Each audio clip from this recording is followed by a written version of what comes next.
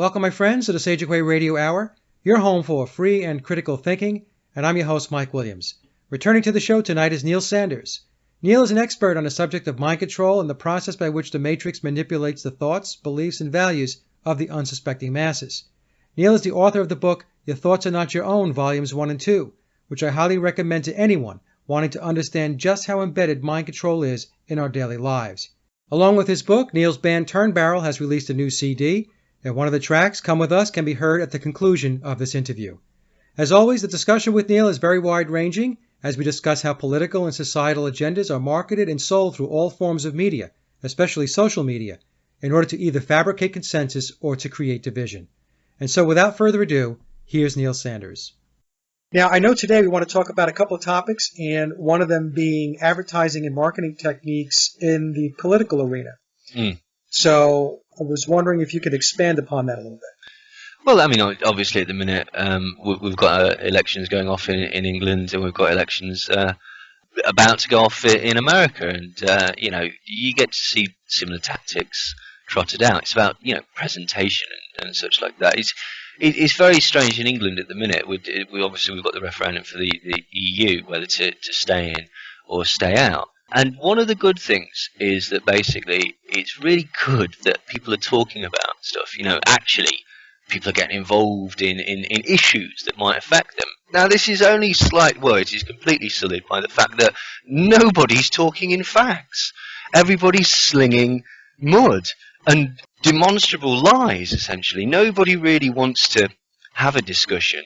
And there's nefarious tactics on both sides. Quite clever marketing techniques, really. I mean, the Remain. Let's start with the Remain campaign. One of the things that I've noticed is that they're trying to appeal to a certain demographic, and how they're marketing their strategy is they're playing on people's egos. They're suggesting that this is the more intelligent, more reasoned. This is the view to show that you're not a racist. Some of those elements may well be true, but that is the marketing strategy that they're pinning on that particular area. Now, on the flip side, and it's disingenuous, it's kind of creepy. Like, rather than use facts, you're using an appeal to emotion. Exactly the same on the other side. For the Out campaign, they're tending to play on people's fears of immigration, some of which is, I can kind of see why people would say, some of it which is completely nonsensical and just tied to people's fears. But also they're playing on people's sense of injustice. A lot of people feel disenfranchised at the minute. We're going through austerity. The economy is uncertain. We're being forced into wars. A lot of people feel like they don't have a lot of control in their life. And so what they're sort of hinting subtly with their campaign is, by making this vote, you can take back a bit of control of your life. You can take back some power. This will be something that you've done where you've influenced a decision. And they're essentially suggesting that the country, and by definition and trickle down, you individually will get back your sovereignty. May well be true. That's not what I'm here to talk about. What I'm talking about is the methodology that's used. It's quite similar to some of the concepts that Donald Trump is actually using. I can see why Donald Trump appeals to people, because again he appears to offer something other than the norm. Something again, people feel disenfranchised by the establishment. They feel disenfranchised by politicians in general, by so many institutions that have let them down again and again and again. And so what he's doing is very, very cleverly giving the perception of being somebody that's outside of that. And again, with slogans like "Make America Great" and stuff like that, what's clever about that is what's called an unfinished claim. He may mean it. Again, that's not the point of the discussion. The point of the discussion is, what does that mean, make America great again? What does great mean? Exactly. It allows you, the voter or the recipient of that particular message, to basically put your own meaning to it. Oh, what I think he means by this is this. The important point about all of those things, Obama did exactly the same thing with, change. Was it change we can believe in? Or Hope and change. Hope and change, yeah. What does that mean? Right. It doesn't mean anything, If that appeals to you, it's an appeal to nostalgia. It's very, very clever, and you put it into your own context is what you do. exactly. Hope means this to me. Change means this to me. Great means this to me. But Yeah. that doesn't necessarily mean how they're defining it. No, and the important point is to just have positive words. It's not different from just do it, or the best a man can get, or the drive of your life, or whatever. Any of these sort of slogans, it's the same point. They don't actually really say anything. They give an impression, and as you say, they allow people to sort of pour their own meaning to that, basically. So it's very, very it's very sleazy, a lot of it, to be quite honest. But this is politics all over, really. But yeah, we're seeing certainly an awful lot of it in the UK at the minute. Do you find it disconcerting, Neil? I mean, I see this stuff going on too, and it just seems like we're in a big commercial all the time. Yeah, very much so. And I think what something that struck me recently is how partisan people are.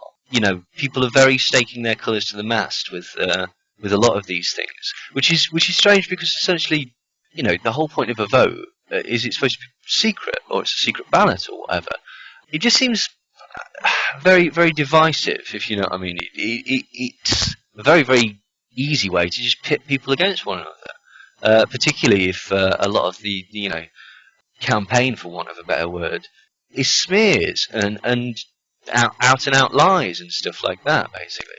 There's something about the whole thing that's very uneasy making, basically. I was talking to somebody in America the other day, and they were saying about how there's so many sort of different sort of anti-police movements, Black Lives Matter type movements. There's a lot of tension, and a lot of people, again, identifying with groups and the like.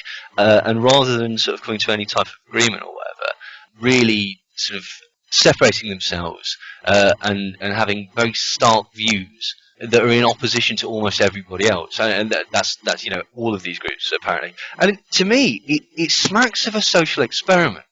There's something not quite right about it. Do you know what I mean? It just feels like you're being manipulated. That they're using certain things. And again, I think social media is one of the things that they're using.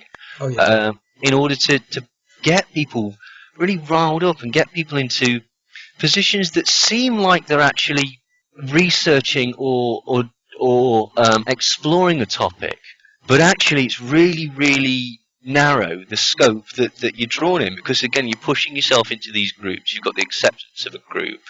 You've all of a sudden got a sort of an ideology, or at least a sort of a new way of thinking that you can explore, that basically allows you to make some sort of sense of the world. It might give you some sort of answers that you've been lacking elsewhere, or an explanation for something that you'd not thought of before.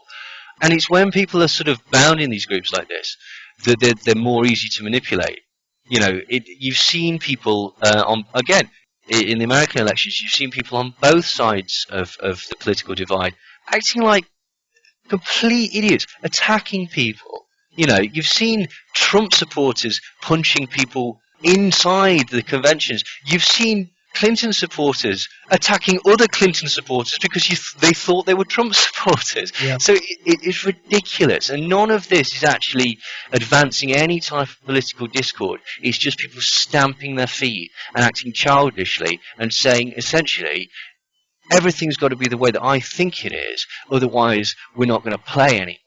And it just, again, to me, it just seems incredibly divisive at the minute. And I think a lot of it is to do with saying people trying to gain capital off of events, utilising social media to try and twist any and all media events that come across, or world events that sort of come across them, in order to twist them to somehow prove their own agenda, or to somehow sort of like advance their argument in some way. And it's just, you know, ludicrous. Particularly when we live in a world of memes nowadays. Do you know what I mean? Most people get their political arguments from memes. 90% of them are just wrong. And what irritates me about that is, you're on the internet. Check it. Right. You know what I mean? You Googled the meme. Google the answer, or at least and at least try. Yeah, and that's the other point. I've been researching this topic heavily now. Do you mean you've watched 3 YouTube videos that basically all have exactly the same concept? That's not research, right? That's not how to write an essay. You need to have 4 or 5 points pro your argument and 4 or 5 points counter your argument. And then you need to basically cross-examine this material, and you'll find that the answer is usually somewhere in the middle, or veering off to one side, left or right. Some of your preconceptions were right, some of them were wrong, and some things that you'd never even thought about before become strikingly obvious. This I also feel is exacerbated by social media. There's one thing that I've noticed recently. Aside from, I think we've talked about this before, the concept that basically is isolation and overstimulation, which just conveniently happens to be the CIA's torture manual first line. Like, if you want to turn people into vegetables, make them easily malleable, isolate them and overstimulate them, which is, why you put people in a cell on their own and have a light on or white noise playing. It does exactly that. I think we've talked about the concept that basically you're gambling with social information, and you're essentially playing with your ego a little bit by putting a post down. You might get a like, might get a dislike, yeah. But if you get a like, you actually get a dopamine response, yeah. Which is why people are starting to get addicted to social media in the same way that people get addicted to gambling.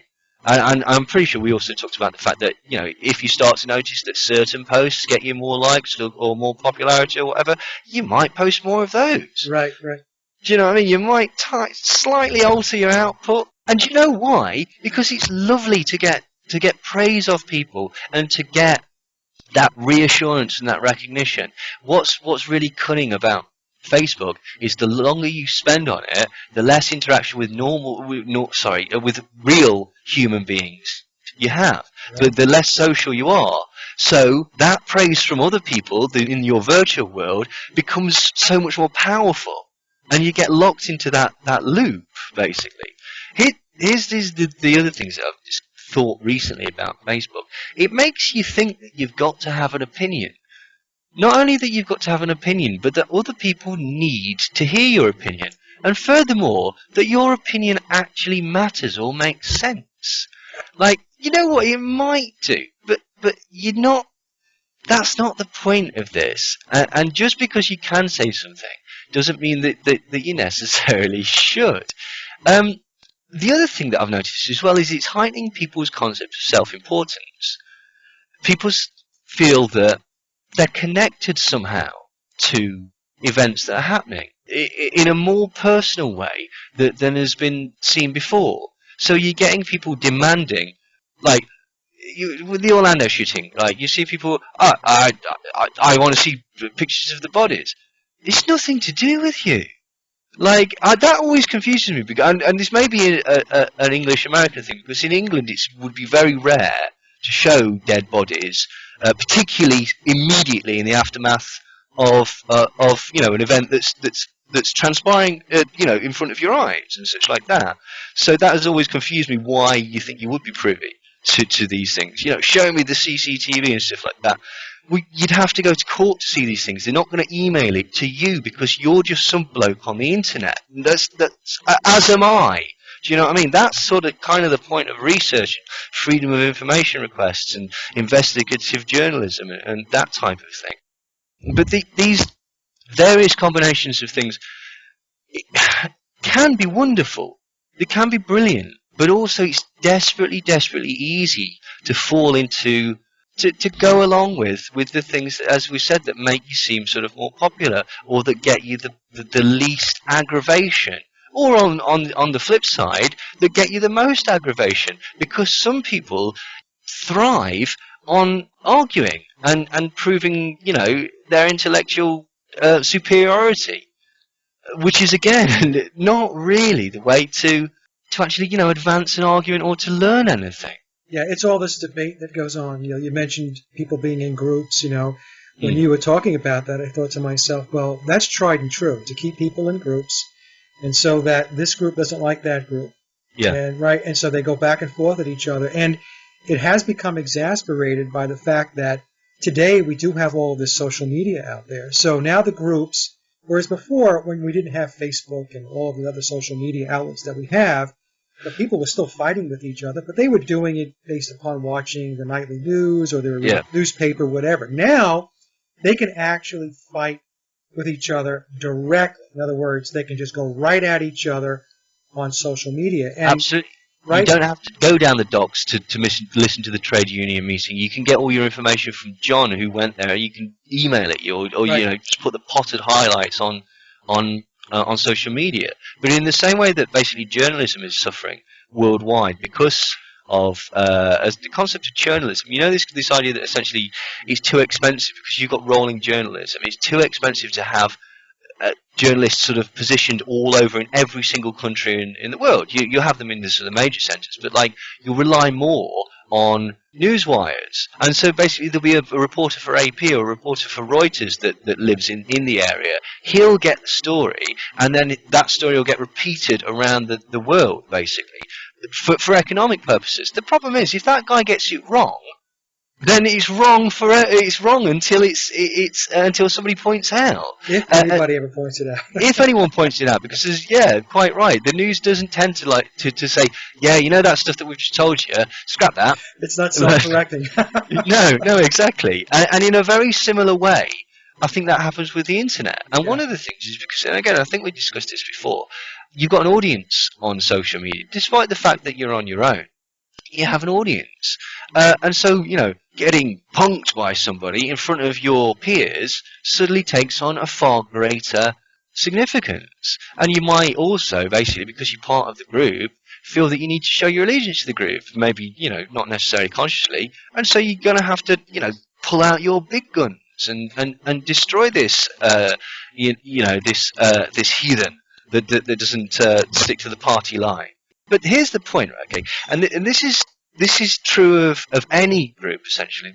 There's a very clever chap in advertising that essentially called Douglas Aitken, and he's made more money than so many people. But his chief concept was, why do people get so attached to different products? Why do they speak of products in like evangelical terms? Why do people love their iPhones? Like physically love their iPhones to the point where their synaptic response is that of seeing a boyfriend or a girlfriend when they actually hear the ringtone. It's because adherence to a group, be it a cult, be it any mass group, a sports team, well, essentially he wanted to find out why people join cults and what would send somebody from, perfectly reasonable follower of something to a complete acolyte. And he discovered essentially across the board, people, they need the company of others, and they want to know what the world's all about. And they want to know where they fit into the world. It's as straightforward as that. Political parties or cults or affiliation to certain brand identity or whatever, that's the basis that they work on. They work on this affiliation to the group. So that's why in the sort of in and out campaign, basically, they've been saying, they've been using incredibly broad techniques because people can relate to them in a sort of tribal sense.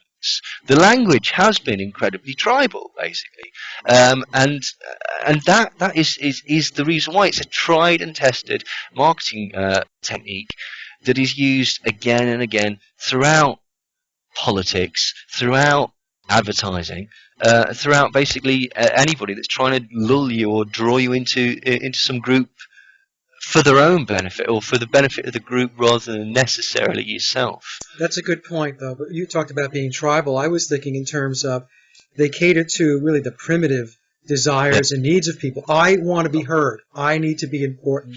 That's where people start getting into the bickering and the fighting, and you have these different groups. So it's not even, how do I say this without sounding like I'm too snooty? No, you're absolutely right. Because it's not at an intellectual level. No, it's at the reptilian level. It's seriously that's the exact phrase. This is Clotaire Repay, who basically, again, this is going to be my next point. How do you appeal to somebody to get them to initially like your product? All products, and by products I mean personalities, celebrities, ideologies, political parties, political figures. They're all product, okay? There's a conception behind the construction of their image and the presentation to the public. How do you sell them? You sell them on an emotional level, and which appeals to the reptilian brain, and you justify it on an intellectual level that appeals to the conscious. Okay, what's an example of that? And the reason you do that is because your limbic system always wins. Right? Okay, you'll justify it in some way, but it will win because it's more powerful. Now, that doesn't necessarily mean that everyone's impervious to everything. It's just that they have to find the thing that appeals to you. Basically, let's have an example. The Hummer, it's a weapon. We sell it as a weapon. Why? Because that appeals to your instinctual drive to want to kill other people and be the most powerful person, because we know the benefits of being the most powerful person out there. You're high on the road, okay, you're in a military vehicle. Yeah. It is a weapon. So there's the bait. How do we justify that? Because you can't drive down the road saying, look at my weapon.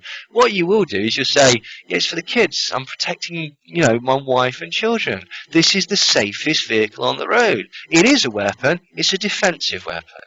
And so that's exactly how they actually do it. The same thing with Jordans, similar. Essentially, how are they selling Jordans? Because you'll get sex if you have those, because you'll prove yourself to be the better basketball player, because this will give you the edge, and you'll be the superior male, and therefore all the women will flock to you. So what's the intellectual standpoint on them? Well, there's two. One, they're obviously make me a better basketball player, and that's tied into the second one. They must be good because they're expensive, which is a self-fulfilling prophecy as well. That's how we know that a Mercedes is a good car, because it costs a lot. But do you know what I mean? Like, it's not necessarily true. In fact, particularly in Europe, Mercedes' quality has been notoriously poor, apparently, of recent years. But it's got that brand identity, the constructed image around it. And this is the point. Any image that's they have to sell something to you. Like, do you know what I mean? They're lying. This is the sales. Does it bother you, Neil, when you think about how easily led around humans are? Yes and no. Sometimes, yes, but it's not really for me to. I might be wrong. They might all be right. It's not necessarily for me to say that. You know what I mean? But yeah, it certainly does when you can see people directed towards hatred towards people. That people get very, very swept up in things and so passionate. The attacks on people and stuff like that. For a cause. But yeah, that's what I meant. Like pushing buttons to create conflict, to create debate, argument, to create those types of things.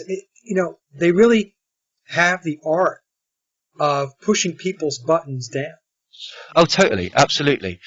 You know what's really interesting? Okay, nobody that does, very rarely, people that do what would be considered hateful actions by an outsider do it because they think of themselves as a bad person.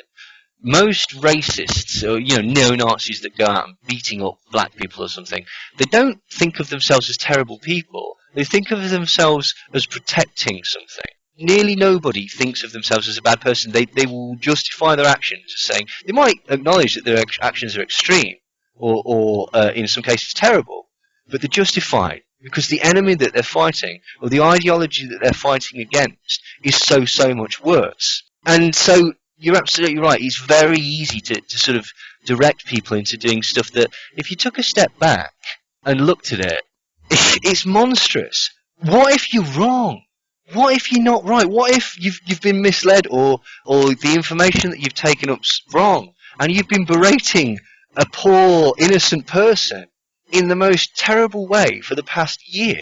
There is a thing called stochastic terrorism, which we were talking a little bit about before we came on air, and usually it refers to a rabble rouser, maybe like a Rush Limbaugh figure, or Bill O'Reilly's been accused of it, Sean Hannity's been accused of it, Islamic hate preachers have been accused of it. Essentially, it's using the media to put out an opinion that's usually biased, or in some cases completely untrue, to direct a certain portion of the population to believe that. It's essentially propaganda.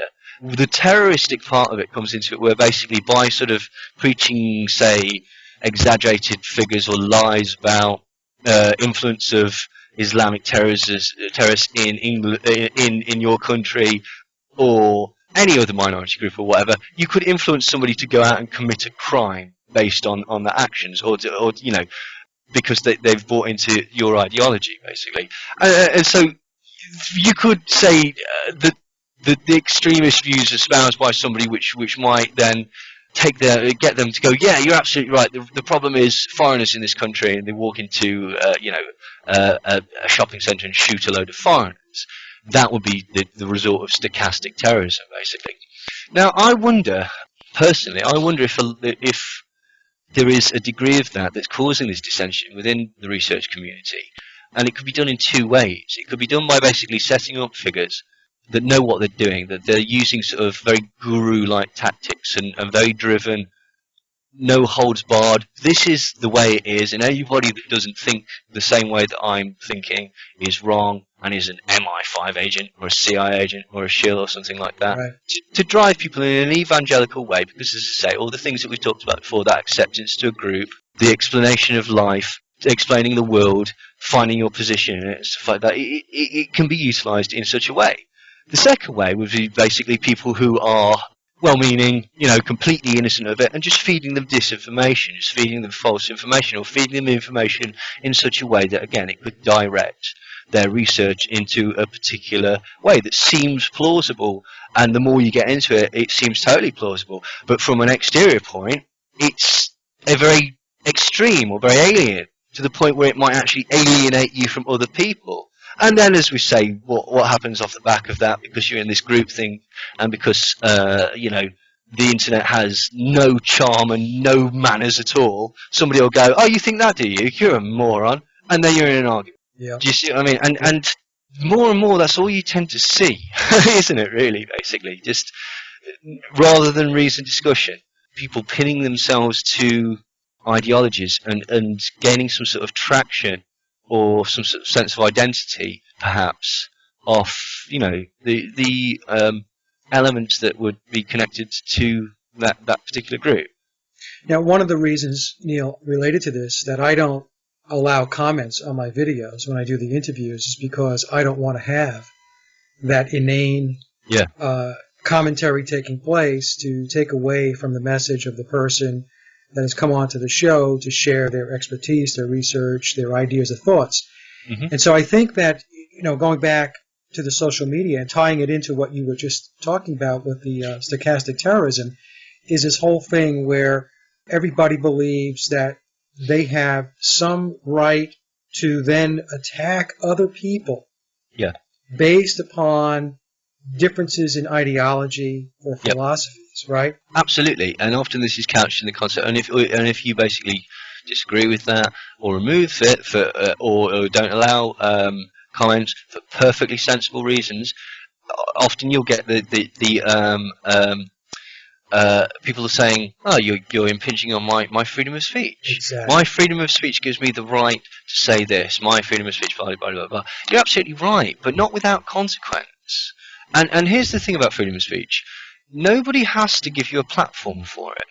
Right. Like, you can say what you want, but it doesn't mean that anyone has to A, agree with you, B, give you a platform for it, or C, react in the way that you expect, or even listen to you. Or even listen to you, absolutely. Right. But again, I think that's the thing again with social media. It does give people a voice, and they see other people being listened to, and so it makes you feel that you're, like I said earlier, that your opinion is more important than perhaps it is. So to the point where, again, it's just an opinion. We're all allowed to have different opinions, and I don't necessarily just mean the people that are posting. I mean, people are going, no, I disagree with that, and I've got to go on there and I've got to correct this person, I've got to call them an idiot for thinking that, and blah blah blah blah blah. And it's a toxic environment because it's an emerging technology still. Do you know what I mean? Like, people are still not quite used to it, basically, as well. I think people have not quite fallen into the groove yet. It's very counterproductive in so many ways, because people spend all of their time being separated, being in these groups, having themselves essentially categorized. Yeah. And just going back and forth at each other. And, it feels productive. Right. They think it's being productive because I'm going to get my point across because that comment that person posts on Facebook is moronic, and Yep. I'm going to set it straight. And then, all of this stuff follows after that. You have like a scroll of comments with 2 or 3 people going back and forth. Yeah. And it's completely unproductive because you're not going to change anybody's opinion in No. that scroll's length of commentary, right? The person who thought this is still going to think that, and the person who thought that is still going to think this when all is said and done. And so it becomes this exercise of flogging yourself, Well, here's the thing that I thought earlier. We've lost debate and we've gained debate. Nobody debates in the sense of having a chat about it, going over points. Everyone debates like a debating society now, where the whole point is not to come to the truth, it's to win. Yes. Do you know what I mean? It's to intellectually destroy your opponent. And if you can, humiliate them by showing how ignorant they are or how naive they are whilst you're doing it. And I'm sure, I'm sure I've done it. Like, it's easy to fall into that trap. But as you were saying, people get this concept that they're actually doing something that's very counterproductive, sat there basically arguing on Facebook or Twitter all day. It allows you to reach quite a large audience by basically, you can post, say, 4 or 5 videos that you found on YouTube or whatever that you may agree with or whatever. And then all of a sudden you're a researcher or a disseminator of information. And again, that's great, it's really good, but it depends how you do it. If you're doing it and saying basically this is the only truth and there's nothing other than this, then essentially you're becoming a cult leader. Like, do you know what I mean? And so, yeah, but it's incredibly easy to fall into that. And what I wish to reiterate is that I think it's by design. I think the whole thing is by design. I think if this isn't a perfect storm, they must have been aware that these things would happen. Do you know what I mean? There's numerous studies that go on at Harvard that show the effects and the antisocial effects of social media. Mix that with politics and the broader media and the rabble-rousing effect that it can cause. And it just starts to look like a big social experiment. Yes. Particularly, when you're getting into sort of like, again, I think we discussed it. I'm sure people are familiar with the concept that Sean Parker and InQtel and the various CIA connections in the foundation of Facebook. InQtel is like the CIA's venture capitalist arm, and it just invested huge amounts of money into Facebook. Why is the CIA got a venture capitalist like area? And as far as I'm aware as well, like I think they even say on their official literature that they're interested in changing perceptions and that's influencing ideas and influencing thoughts of populations and stuff like that. And this group, I mean, particularly when you know about this sort of the NSA sort of data mining all your calls, all your email interactions, everything. They're categorizing people, they're putting people into groups. I think this is what it is, and I think people are falling for it a little bit. Well, a lot of people will ask me, Neil, they'll say, Mike, you don't put a lot of personal stuff on Facebook. It really mirrors your blog. And maybe, I'll post the radio shows up on Facebook. I said, that's exactly right. Because my personal life is my personal life, and I'm not going to air my life out because I know exactly what Facebook is being used for. Now, that doesn't mean that they don't have, like, information on me. So I don't want people thinking that I believe that I'm, like, dodging the bullet they're saying. Yeah. But I'm not going to help them. No, and I mean, aside from anything else, I believe it was The Onion, and they do a really hilarious satire where they're awarding the CIA admit that Facebook is a data mining tool or whatever, and one of the agents says, well, one of the most successful things that we did was convincing people that sharing every aspect of their life was anything other than ridiculously sinister. And it is. I think there's a very good joke that's been circulated around. It was in a newspaper or something. It's like, I want more friends. So I've been acting like I do on Facebook. I've been walking up to random people and telling them what I'm doing today, showing them pictures of my food, giving them thumbs up when I like their comments, like repeating their comments to other people that I don't know. But strangely, so far, I spend the evenings alone. And it's absolutely right. It's a new type of behaviour that's being created. It is essentially it's second nature. The way that people, now sort of, it's unusual to see somebody without a phone. Yeah. Do you know what I mean? Like without and if anyone's got any time at all, be it 10 seconds where they're not doing something, then they need to be on their phone either checking their emails or on Facebook or playing Angry Birds or whatever they do and stuff like that. And it's the other thing that I think is interesting is that this, and whether again this is by design or just by sheer coincidence, due to the vast nature of YouTube, the vast nature of everything, essentially, the ways that you can pick what time you start your film on Netflix and stuff like that, people's attention span is going to nothing, which again feeds into this concept of I want answers to this immediately. Yeah, they want, like you said before, memes and sound bites. Yeah. Memes and sound bites. This is the point. And again, that used to be just the cachet. Again, in politics. I mean, politics is essentially soundbite politics nowadays. I mean, it has been for a long, long time. But isn't it strange that like a marketing soundbite? But isn't it strange that life's becoming soundbite as well? Like again, life is almost. It is. That's the thing. You're essentially marketing your brand on social media. You're picking and choosing little elements that and portraying things and putting things out in a certain way. You're building up. Yeah, it's almost like a Sims character. You're building a virtual life for yourself online. And again, I'm sure we talked about this as well, but like people lie on Facebook and Instagram. Like, I mean, like there's whole YouTube channels that are dedicated to like, catching people out in photoshopping or, standing in front of cars that aren't yours or that thing. Christ, there's a whole program, catfishing. Like, where you're pretending to be somebody, the program's called Catfish, isn't it? Is where you pretend to be somebody that you're not. You create a persona online and get into a relationship with somebody or something like that. But yeah, it's becoming very, very, very strange. Recently, I read that Dale Carnegie book, the How to Make Friends and How to Win Friends and Influence People, and it's a lot of common. It's basically mostly common sense. But there was a point that was really sort of I took away from it. There was like that's true. If you want to get somebody on your side, make them like you. If you want to try and commit somebody to do something, make them feel important. That's the main principle. There's numerous ways you could do this in sales and marketing, whatever. Which he suggests stuff like ask questions about the person, show a genuine interest, listen, repeat their name constantly because it shows that you have a personal connection to them. If you want to make somebody do something, again, give them a title, give them a challenge. Right? Do you know how many people can be made to do monstrous and act like total arses in a workplace because they've been promoted to team leader? Do you know what I mean?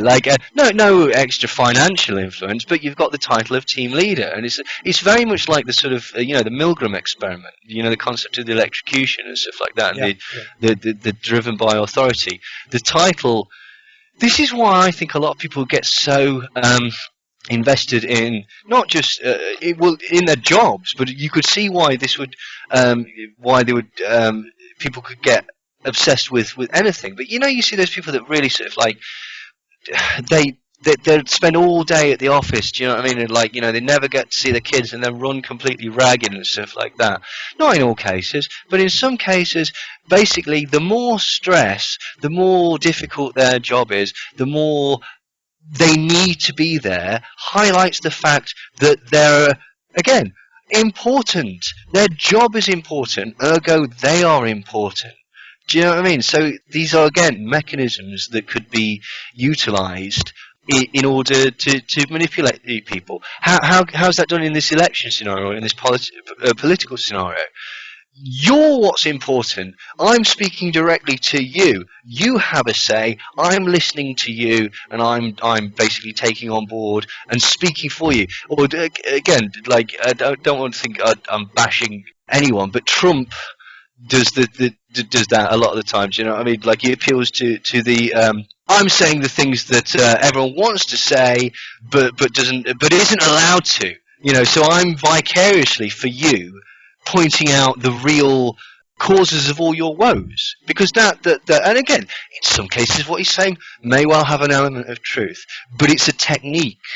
It's a technique that's used. And if anybody thinks that Trump doesn't have scriptwriters, Of course. then he's not saying these things.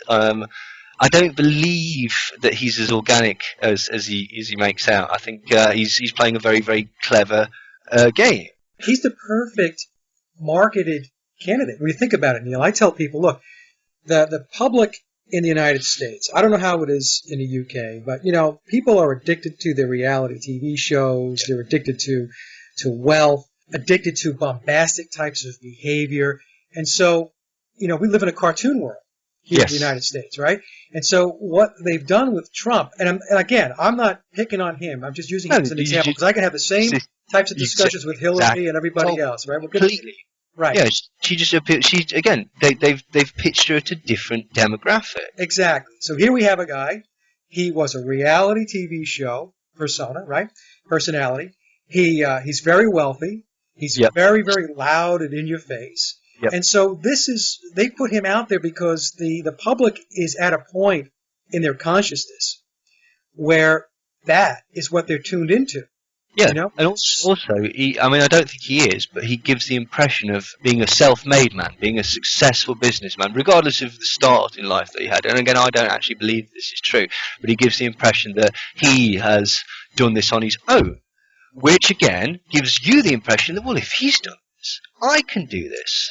Oh, and he may well be a fabulous businessman, because he doesn't actually release any details of his finances. We don't really know. But you're absolutely right. And I'm not really bashing Trump. I'm just talking about the techniques that he's actually using. Right. Did you say Hillary uses exactly the same flip side of the same techniques? She's essentially been using the similar thing to the Remain campaign, which is this concept that you probably should vote for me because if not, people are going to think you're racist.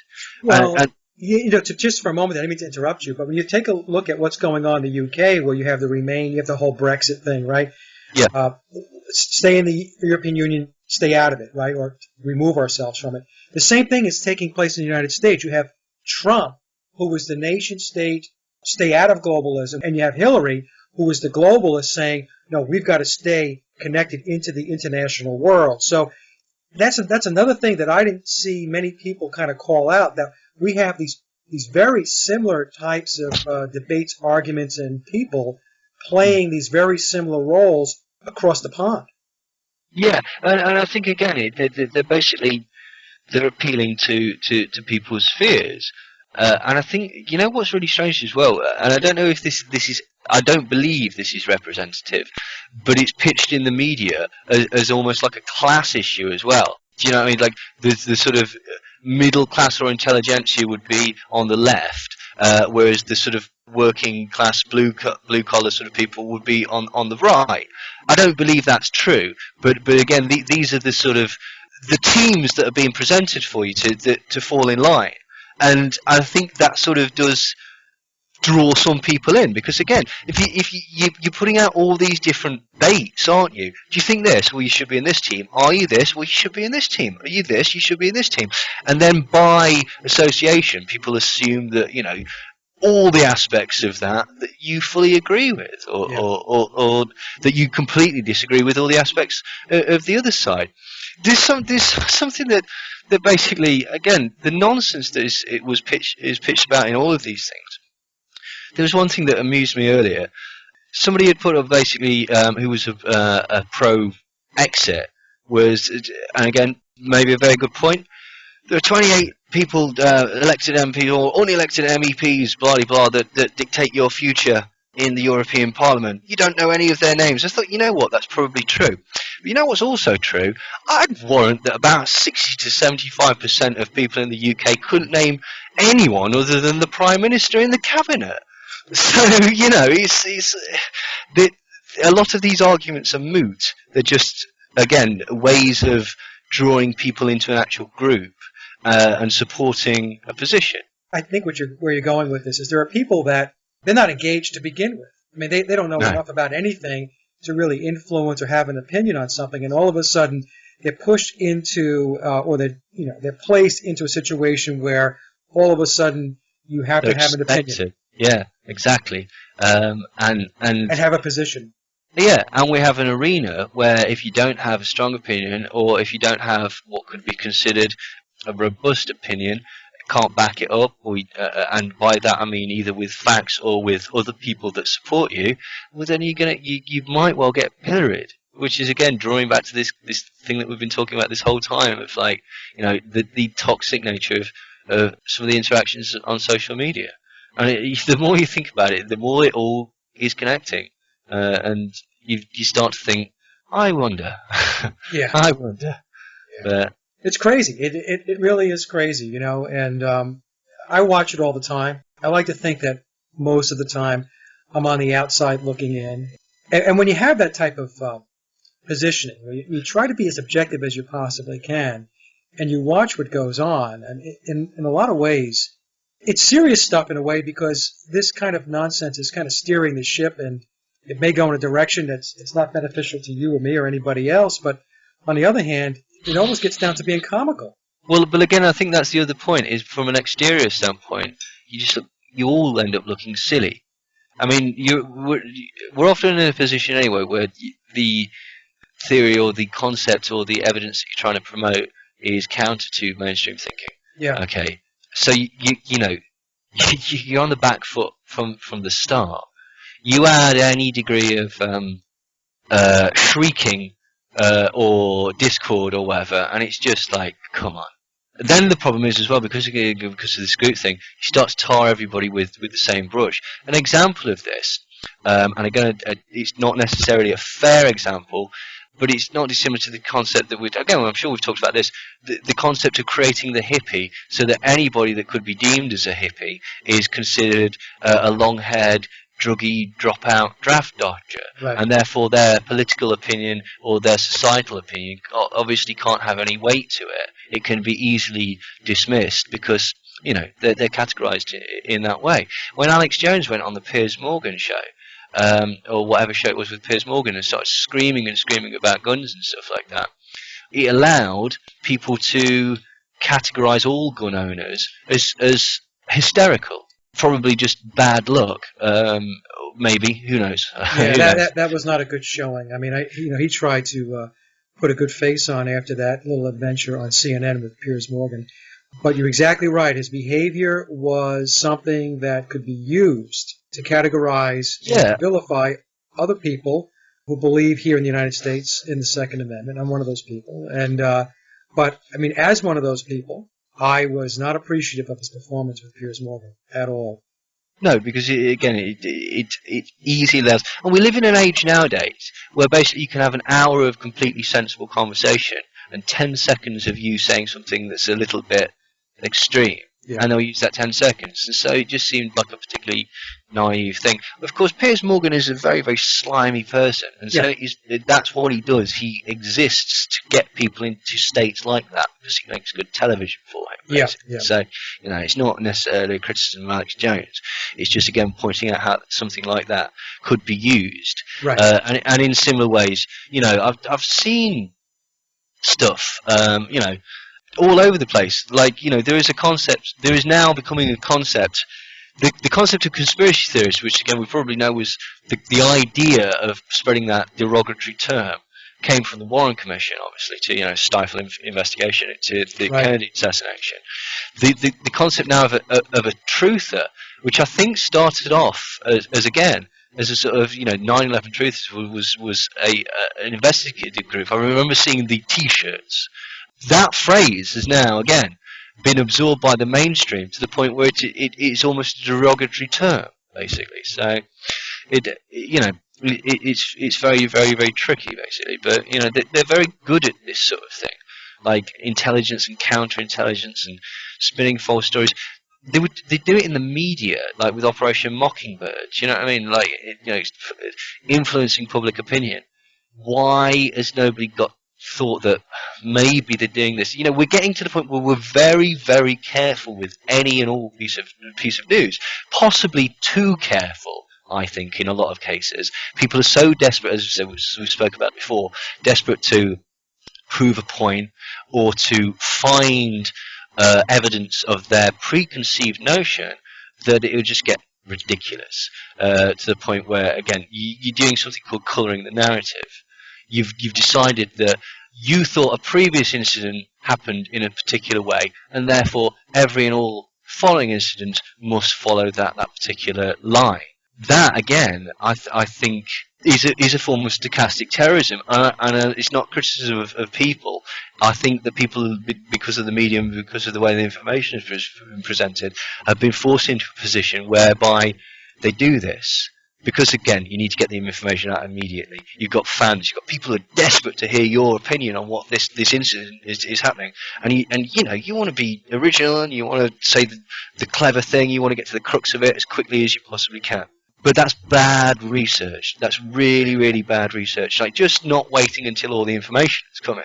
Like, anybody that basically puts up something that says, "Oh, I'll figure this out in 5 minutes," well, you're probably wrong then, aren't you? Like, yeah, that's right. And if you've never even thought, crikey, I might be wrong on this, you almost certainly are.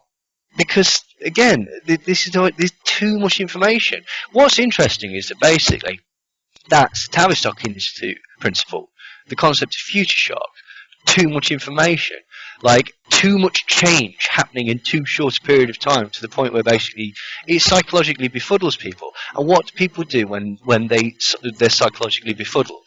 They go to an authority figure.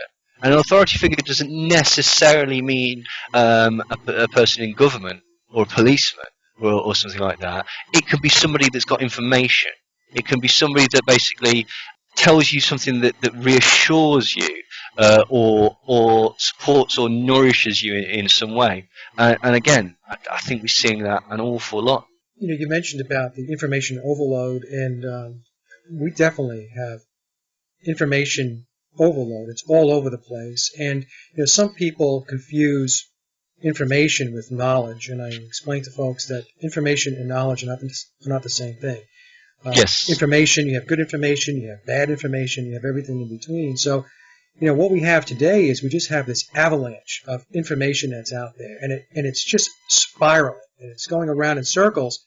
And I think, Neil, that my personal view is that a lot of that is by design, in order to keep people and keep the population and the masses, and keep them off balance. Yeah. And to keep them constantly doing the things that we've been talking about that people are doing, which is essentially to bicker and debate and to fight with each other and have standoffs. I guess what the question I'm going to ask you is that how much of this do you believe is orchestrated versus it just happens because this is the nature of being a human being?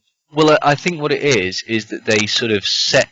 I think some of it, as I said, is set up false information. People that are put into positions in the alternative media or on social media that spread this information and do it in such ways to just rile people up.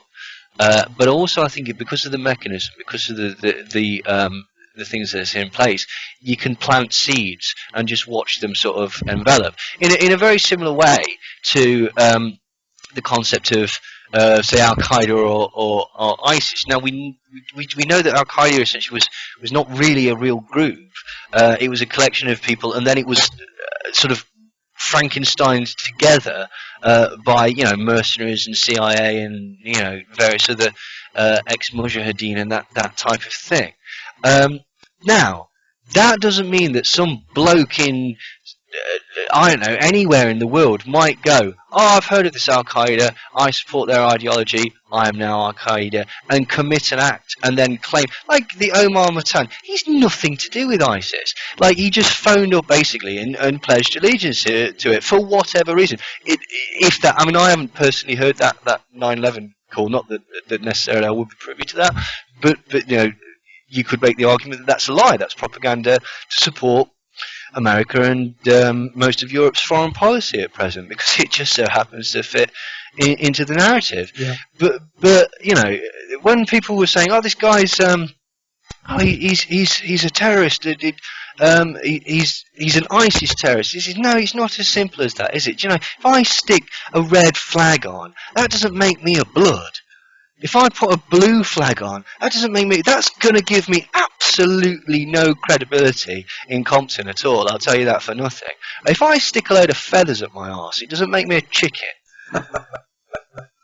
Like, no matter how fervently I pledge allegiance to the cause of chickens, it's nonsense. But again, this is how the propaganda works, essentially. One thing I have noticed as well is like there has been a shift back to like everybody sort of got on board with the idea that Al Qaeda was a constructive Western intelligence and that sort of thing. It became more and more obvious and such like that. Right. And then they rebranded. I know it's slightly different people, not in all cases. In some cases it's exactly the same. People are rebranded or refinanced different people to essentially make ISIS. And people seem to have fallen for that a lot more, by which I mean they believe the concepts that all people who follow Islam have this ideology, which is not point out. I say, go to Indonesia. Indonesia's got more Muslims than the Middle East, and it's lovely. There's a Stuart Lee joke. He goes, like all sensible people, I'm terrified of Muslims, except for all the ones that I've met who are lovely.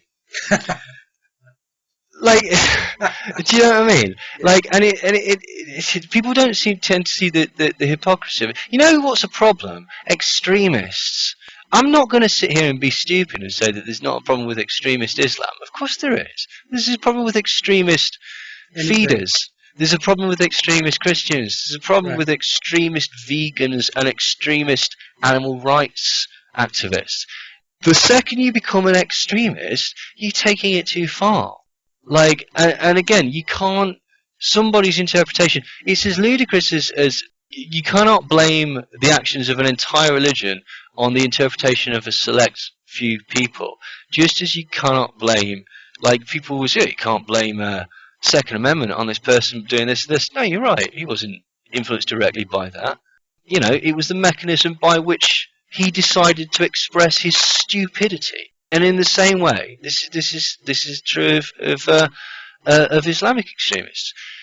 But I don't quite understand. There seems to really have been an upturn again in the mainstream, but also in the research community, such as it is. For want of a better word, where it really has gone to a degree of anti-Islamicism. Yeah, they're back to 9/11, 2001. Yeah, like you just talked about Al Qaeda, and now it's very well documented for anybody who bothers to do even a little bit of research that Al Qaeda is an entity of the CIA. The CIA created it. Yeah. In fact, there's a video of Hillary Clinton.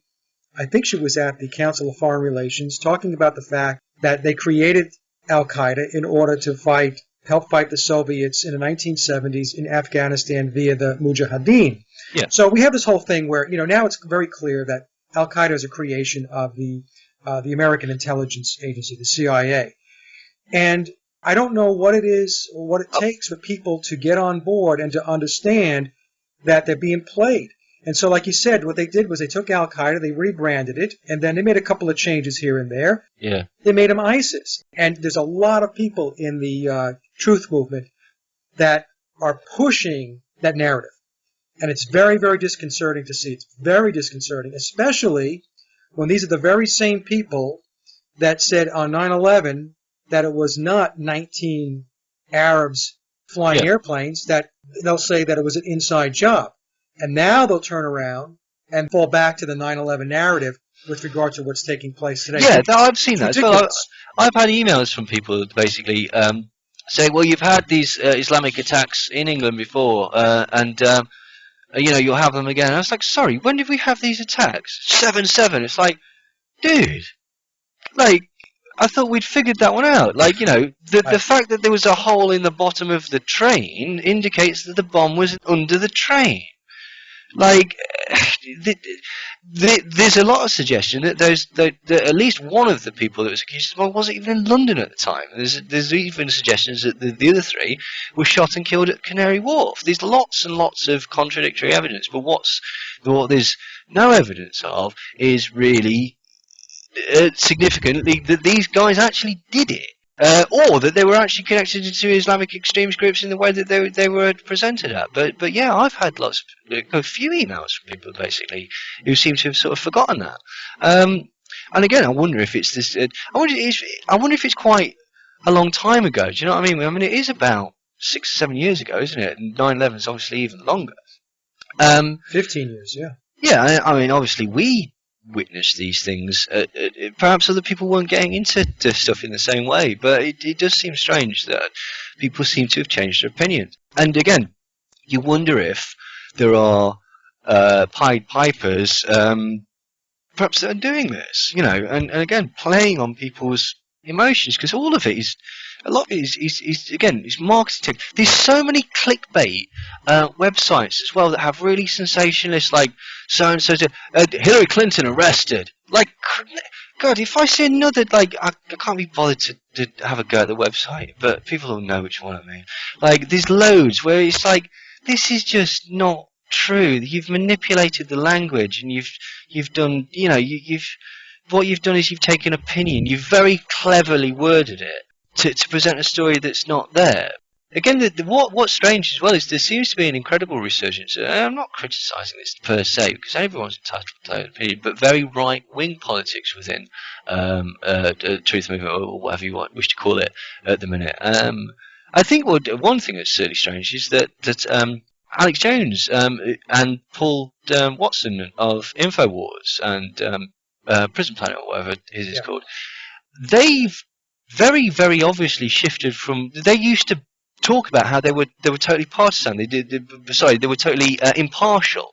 They didn't believe in the left or the right. I remember watching the presidential election DVDs and the 9/11 ones and stuff like that, and they keep repeating the point that they're not left-wing or right-wing. Well, both of them have come out as being overtly right-wing very recently. And, I mean, maybe they know something I don't know, but it certainly, I was curious to see that shift. Yeah, well, they made the shift with Trump. Well, yeah, and maybe that's just because they feel that Trump is a better option than Hillary Clinton. But the problem is that it's not necessarily the problem. That's the wrong word. But if you wear Caesar's clothes, you have to start acting like Caesar. And so essentially, if people are pitting themselves with the right purely on the basis of Trump, you're going to have to align yourself with right-wing opinions, basically, which might be more conservative, say. Yeah, well, I mean, the problem that I have with it, with what Infowars did, is it went from trying to be, I guess, objective with regard to the conspiracies that are out there and the globalism and the globalists and stuff like that. But I don't know how familiar you are with this guy being out in the UK, but there's a guy by the name of Roger Stone. No, I'm not. Okay, so he claims that he does not work for the Trump organization, for the Trump campaign, but he sure knows an awful lot about what Donald Trump is about, where he's going, his strategy, his view, his vision, and all that stuff. So really what it is it's obvious that he works for the Trump campaign. He's tied into him heavily. Yeah. And he's on Infowars all the time, talking about all things Trump. Now, for folks who are listening to this, I'm on the outside really still watching the whole thing. So I'm not in the Trump camp. I'm definitely not in the Hillary camp. I've seen enough of the Clintons. So I'm watching it. And what I'm talking about here is I'm not picking on Trump. I'm not picking on Infowars. But it becomes an issue, I think, when you go from presenting yourself as being objective, let's weigh the facts, let's assess things, to now all of a sudden they are clearly aligned with one of the candidates. Now, some people are going to say to me, what other choice do they have, Mike? They're going to go down that path. But I don't know, Neil. It seems to me like it's strange, isn't it? Need to maintain objectivity, and they didn't do that. And once you don't do that, then it becomes a different ball of wax. It becomes a different ball game. Well, the problem is that essentially then, your output is questionable, whether you're showing a degree of bias or whatever. I mean, let's would they run with stories that were anti-Trump, for example? Right. And doesn't it, mate? Listen to how carefully we're trying to say this. Like, crikey, we're just saying opinions, and we're having to be really, really, really careful in case we offend somebody. And all we're talking about is the techniques that are being used. We're not being critical of anybody's political beliefs. We're not being critical of anybody's political allegiances. We're not attacking any political person or any political person's party. We're talking about the marketing and campaign techniques that are used in order to gain. Presentation, yep. Yeah. And you could make the argument that having an entity, a large entity like Infowars, is a fabulous campaign push for Trump, because it's certainly going to attract a degree of people that might not have immediately thought of him as the ideal candidate, basically. But I think again this kind of just proves our point about social media, that basically we're having to be very, very careful in case somebody thinks, my God, they're obviously working for the Clinton campaign, and it's like, oh, calm down, guys. Like, to be quite honest. The other point, sorry, I meant to make this point earlier, because again, when we're talking about the Islamic extremism and stuff like that, doesn't mean that some idiot's not going to basically say do something horrific because he believes that he's part of this cause, this ideology, and he's trying to show that he's a part of an organisation. It doesn't necessarily mean that people aren't going to go over there and be trained by ISIS in inverted commas, come back and do again something terrible. But if I, as we said before, if I pick up a blue rag and walk into a shopping centre and shoot people, you can't really blame the Crip organisation for that. That's my idiocy. So that's the distinction that I think, for whatever reason, is just not being made. And again, I wonder if it ties back into everything that we've been talking to about before, because it needs to be quick, it needs to be easily explained.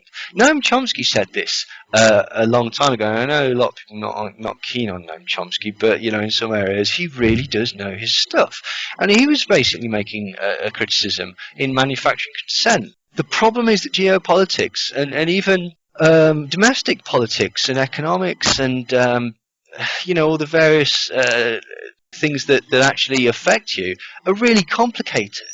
You can't necessarily get your argument out in a 30-second soundbite or in 140 characters or whatever, and so it does lead to sort of a reduction of ideas, because due to the necessity of the sort of rolling media and stuff like that, you need to have simple ideas, lowest common denominator, reduce things to the point that most people can understand it. And as we well know, nothing really is that black and white in this world. There's always an exception to the rule, and there's always some scenario that could justify even the most horrific and horrendous of actions, or could be seen, or could be manipulated to appear to justify actions. You could murder. You'd never want to murder somebody. But there are actions where murdering somebody could be seen as moral. Yeah. If you're killing somebody as a police officer who's like, the guy that shot the guy that killed the guy that killed Dimebag Darrell, he was totally caught up about that, because I don't think he'd ever drawn his weapon before or whatever. But he saved people's lives. So this is the thing. The world is complicated, and people want easy answers, and this is the problem. People are providing them easy answers. And that concludes another Sage of Quay interview, and I hope you enjoyed the discussion as much as I did. Links to my guests' websites and social media are listed in the show notes below. And as always, I'd like to thank everyone for listening and visiting the blog. You can get to the blog by typing in sageofquayradio.blogspot.com, or simply head over to our hub website at sageofquay.com. Also, if you get a moment, please visit laboroflovemusic.com to listen to my album, Leaving Dystopia. And remember, live in truth and always serve creation. It's really that simple. See everyone next week. Be safe, enjoy, and God bless. If we can't live in peace, then let's die in peace. We're all ready to go. If you tell us we have to give our lives now, we're ready. I'm pretty sure all the rest of the brothers are with me.